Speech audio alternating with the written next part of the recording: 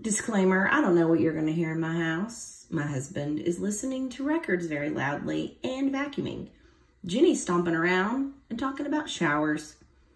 Branch is playing a game. I don't know what you're going to hear, so just buckle up for the sounds of the sword house night.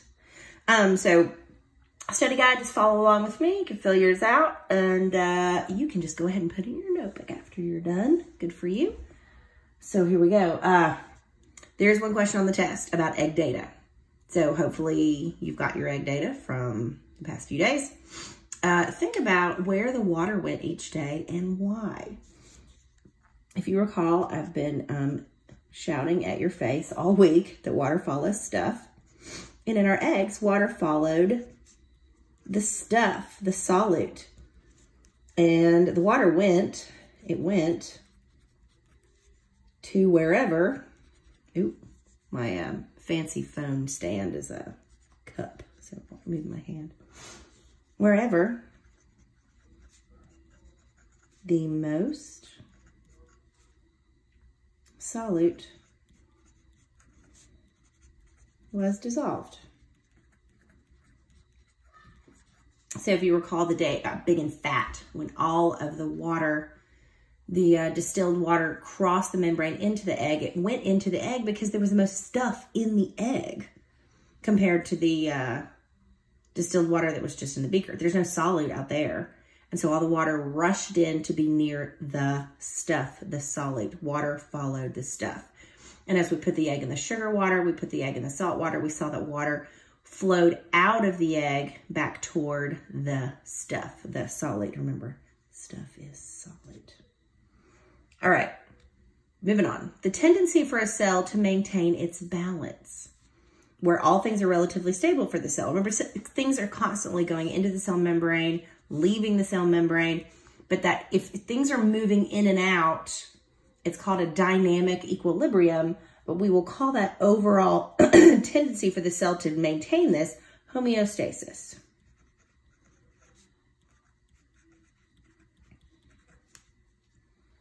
Alrighty, moving on. I think y'all got this one pretty good. Temperature, where all particle motion stops, is absolute 0, which is 0 degrees Kelvin. If I just put a 0 K there, it looks like it says okay. So I put the line through it to know that is a number. It is 0, and capital K is what you write for Kelvin, 0 degrees Kelvin. That's an S. Sorry, I'm using Jenny's fancy, whatever, fountain pen, because it's fun to write with. So, but sorry. All right. So particles always do two things. They always move, unless it's absolute 0, of course, and that's theoretical. So they always move, and they always spread out.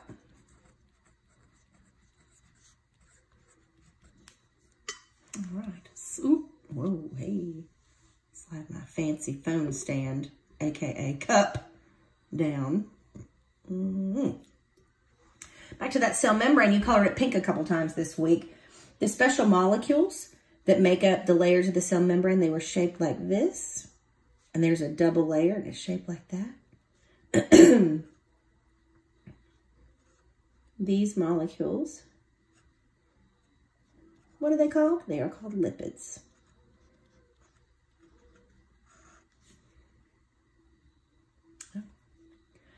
So, moving on. So each of these words, hypertonic, hypotonic, isotonic, we fit for the past couple of days. Pardon me. So know that these words are always in comparison to one side of the membrane or the other.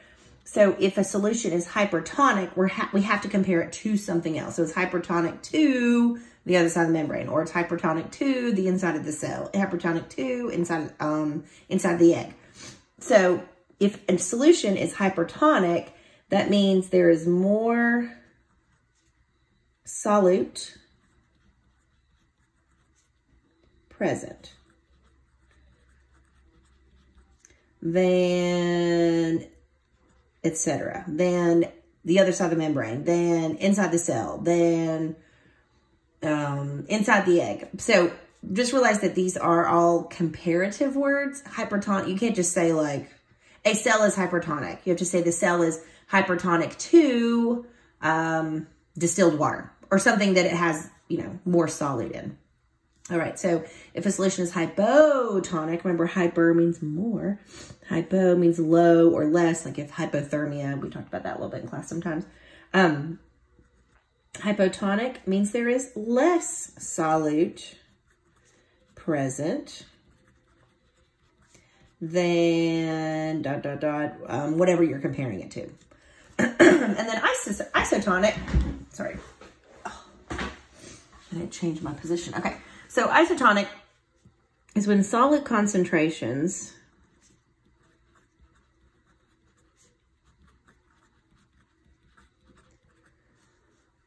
are the same.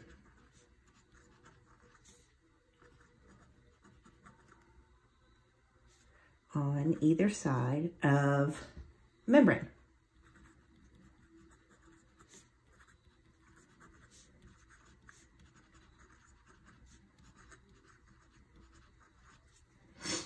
All right, there you go. I'm sorry, I keep sniffing and stuff. I am actually in my office at home, and I just cleaned the floors, and I think I used too much cleaner because it is firing me up right now. Okay, so water is known as the universal solvent. And for our purposes in our class, if I'm ever talking about solvent, I'm talking about water. Now, like I said, chemistry class, you may talk about other types of solvents, but for me, in middle school and for at least the beginning of high school, when you're talking about solvents, you're just talking about water. Passive transport, just the definition, it just means the movement of substances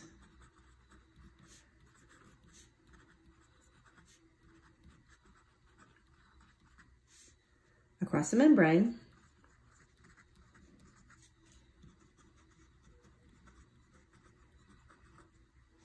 with no energy, which remember that means no ATP from that mitochondria, no energy used. The particles are just moving using this natural action that they always do, getting things like oxygen into a cell and carbon dioxide out of a cell. They don't use any ATP. It just goes through the membrane following these rules, and then water moving in and out of a cell following, you know, the osmotic rules. We talked about water following stuff. All right, sliding down. Almost done. Diffusion. It's the tendency for particles to spread on out.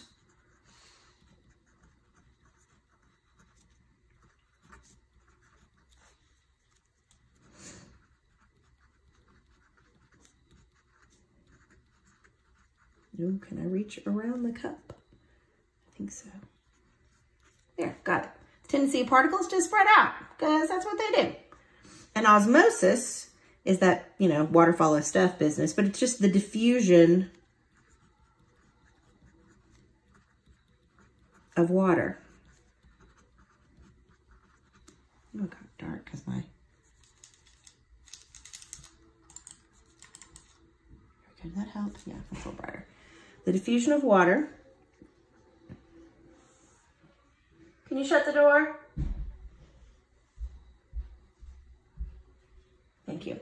I'm making a video for my kids. I'm almost finished, so just wait just a second. It's the diffusion of water. And remember the rule, water